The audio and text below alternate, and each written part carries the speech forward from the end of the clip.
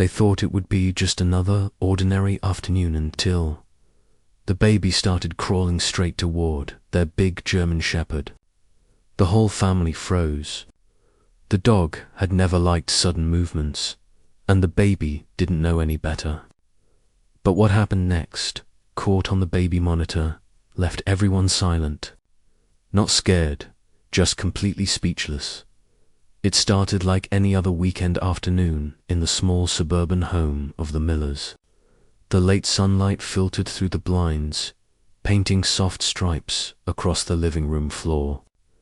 Emily Miller, 28, was sitting cross-legged on the rug, surrounded by scattered baby toys, while her 8-month-old son, Noah, babbled to himself, slapping a colorful rattle against the floor, just a few feet away. Max, their 5-year-old German shepherd, lay stretched out by the couch, his amber eyes half closed, tail still.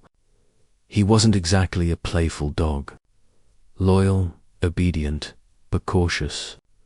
Ever since Noah was born, Max had kept his distance, watching from the corners of rooms, unsure what to make of the tiny human who cried, squealed, and smelled of milk.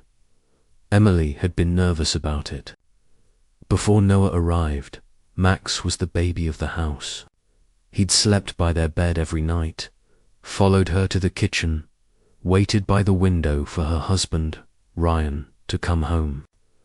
But once Noah came along, everything shifted. Attention, affection, even routines. Max started retreating more and more into silence, as if he knew his place had changed.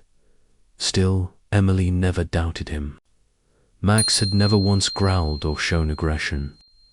He was trained, disciplined, a good dog, but she also knew animals could be unpredictable. That's why, whenever Noah was on the floor, she made sure Max stayed at a distance. That afternoon, Ryan was fixing something in the garage, and Emily was on her phone, scrolling absently through photos of Noah she'd taken that morning. She didn't notice, at first, that the baby had shifted his focus from the toys toward something else. His wide blue eyes locked on Max. Noah started to crawl. Slowly, but with that unstoppable baby determination, hands slapping the rug, diaper rustling, a small grunt escaping every few seconds. Emily glanced up, half distracted, and smiled at first. It looked cute, the baby crawling toward the dog. But then her stomach tightened. "Hey, Noah, wait," she said softly. Setting down her phone, Max lifted his head, ears twitching. His tail gave a slow, uncertain flick. He didn't move, but his eyes tracked every inch of Noah's approach. Emily's heartbeat quickened. She reached forward, intending to scoop Noah up, but he was already too close. Just 2 feet away now, squealing with joy, tiny hands stretched out toward Max's thick fur. Max's ears went up. He shifted his front paws, leaning forward slightly. Emily froze. Every instinct screamed to pull them apart, but she also knew any sudden move could startle both of them. So she stayed still, hand halfway in the air, whispering, "It's okay, Max. It's okay, buddy." Then Noah did something she hadn't expected, something that made her throat tighten. He held out one of his small toys, a little plastic giraffe with a missing ear, and pushed it gently toward Max. The gesture was so pure, so uncalculated. The dog tilted his head, eyes flicking between the toy and the baby's hand, and then, slowly, Max lowered his head. Emily held her breath. The baby's hand brushed the dog's muzzle. Max sniffed, once, twice, then let out a quiet huff of air through his nose. Noah giggled, eyes lighting up, and patted Max's face clumsily, his hand landing more like a slap than a pet. Emily winced, expecting Max to flinch or move away. But instead, The dog did something he'd never done before. He leaned closer, pressing his head lightly against Noah's hand. It was the gentlest thing Emily had ever seen. She stayed completely still, afraid that even breathing might break the moment.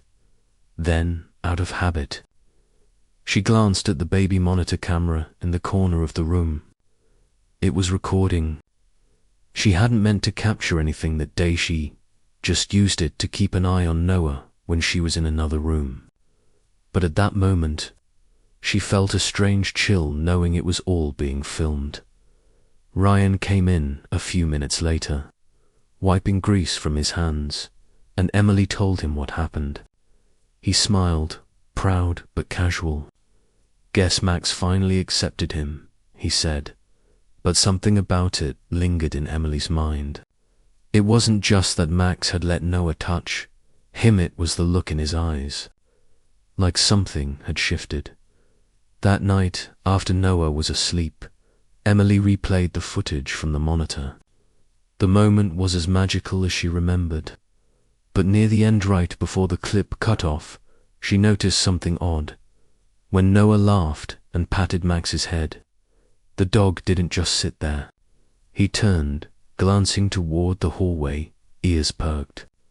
Almost as if he'd heard something.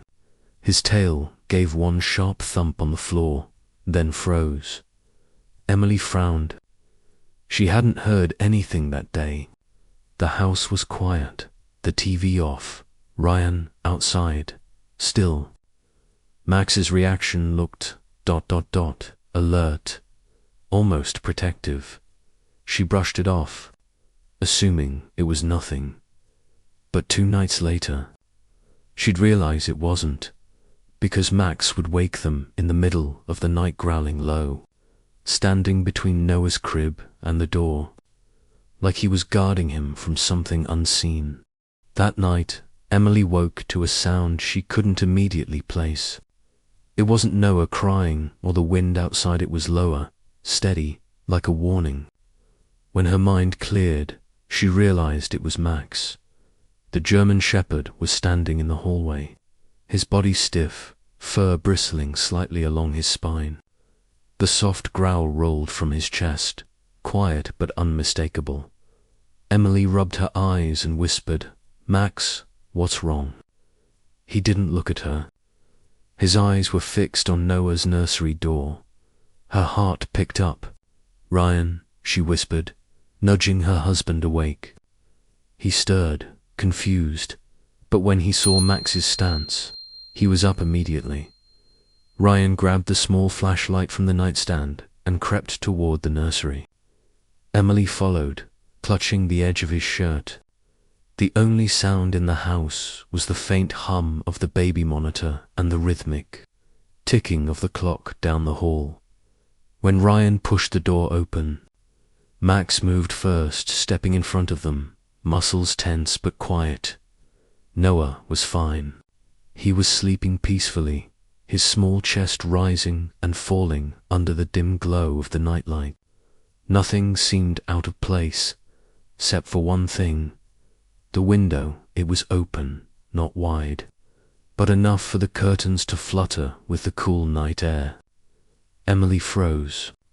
She remembered closing it before bed. Ryan did too. He went over, checked the lock. It was still in place, but looked almost like someone had forced it open and tried to fix it afterward. They exchanged a look. "Could have been the wind," Ryan said. But his voice lacked conviction. Max didn't relax. He stood near the crib, gaze sweeping the room as if guarding every corner. After a while, they locked the window, calmed the dog, and went back to bed, though none of them really slept after that the next morning. Emily decided to check the baby monitor again. She scrolled back through the night's recording, eyes half-focused until she reached around 2:17 a.m. There it was, at first. The footage looked ordinary: Noah asleep, Max lying near the door. Then the curtains moved. Not a breeze, Not a random flicker, but a definite motion, like someone's hand brushing against the fabric from outside. Emily's breath caught. She leaned closer. Replaying it, a faint shadow appeared for a second near the window, barely visible, then gone. Max's head snapped up immediately in the video. That was when he started growling. Emily's hand trembled slightly as she hit pause. "Ryan," she called. He came in, coffee in hand, and looked over her shoulder. The moment he saw it, his jaw tightened. "That's not the wind." They decided not to tell anyone yet, not until they figured out what had happened. Ryan checked all the doors and windows, replaced the locks, and set up a second camera facing the back of the house.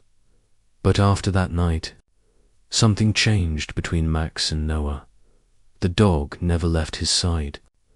Wherever the baby crawled, Max followed. He'd nap near the crib during the day, sit near the high chair at mealtime, and even rest his head on Noah's blanket during nap time. It wasn't just loyalty, it was as if Max had taken it upon himself to be Noah's silent protector. A week passed without incident. Life settled again, though Emily couldn't shake off the unease. Then one afternoon, while she was in the kitchen, she heard a sudden burst of barking from the living room. Frantic, she dropped the dish towel and ran. Max was standing between Noah and the back door, teeth bared, barking at something outside. The door rattled slightly, like someone had tried the handle.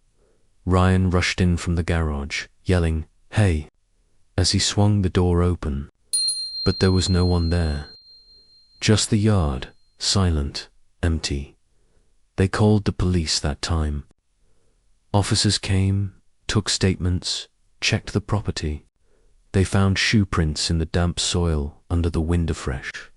Adult dash-sized dot. The officer said someone had likely been trying to break in, maybe more than once.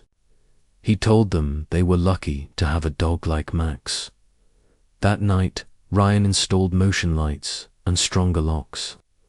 But Emily couldn't stop thinking about how close it had been, and how it all started the moment Noah crawled to Max. It wasn't just a coincidence anymore. It felt like Max had sensed something before they ever did. A few nights later, Emily was alone, sitting in the dim light, watching Noah sleep on the monitor again. She smiled faintly, seeing Max lying beside the crib, his head resting on his paws. Then she noticed something on the screen, something she almost missed. Noah stirred, rolled over, and reached out in his sleep. His hand brushed against Max's ear. The dog shifted closer, then nudged something small with his nose toward the baby. Emily leaned in. It was the same plastic giraffe toy, the one Noah had offered Max that first day. Somehow, Max had carried it all the way from the toy basket and placed it near Noah's hand. Emily's chest tightened unexpectedly. It wasn't just protection, it was connection. Like Max remembered that gesture and decided it meant something. The next morning, when Ryan woke up early, he found Max sitting quietly by the front window, eyes fixed outside. Nothing unusual, just the dog keeping watch. He walked over, patted his head, and whispered, "Good boy." But then Ryan noticed something odd, something he hadn't seen before. Under the window, half hidden behind the curtains, was a crumpled piece of paper. He picked it up, frowning. It was a note scrawled in shaky handwriting. "Didn't mean to scare you. Just wanted to see the baby. I'm sorry." No name, no explanation. The police came again. They suspected it might have been someone local, maybe someone unstable who had been watching the house. Nothing more came of it, but Emily couldn't shake the feeling that Max had known all along. That evening, when she sat beside Noah's crib, she looked at the baby monitor one last time, The footage from the first day Noah crawled to Max. She watched it again. But this time, she noticed something she hadn't before. Right before Noah reached him, Max turned toward the hallway, ears perked. In the reflection of the TV screen behind them, she could faintly see it, a shadow at the window. The same figure that had appeared later that night. Max had known. Even back then, he hadn't just been cautious. He'd been watching, protecting, waiting. Emily pressed a hand to her mouth, a mix of awe and gratitude washing over her. That moment she once thought was just cute, a baby crawling to a dog head, been something far bigger. It wasn't just the beginning of their bond. It was the day Max decided he would never let anything happen to Noah. When Ryan came into the room, she didn't say much. She just whispered, "He knew." And Ryan nodded. "Yeah," he said softly, looking at Max, who lay sleeping at Noah's side. "He always did." That clip, the one from the baby monitor, stayed on Emily's phone. She never posted it anywhere. She said it was too special, too real sometimes. She'd watch it when Noah napped, smiling at the moment everything changed, the second her baby crawled to a dog who somehow already understood what family really meant, and every time she did, she felt the same quiet realization that day. It wasn't the baby who reached out first. It was Max.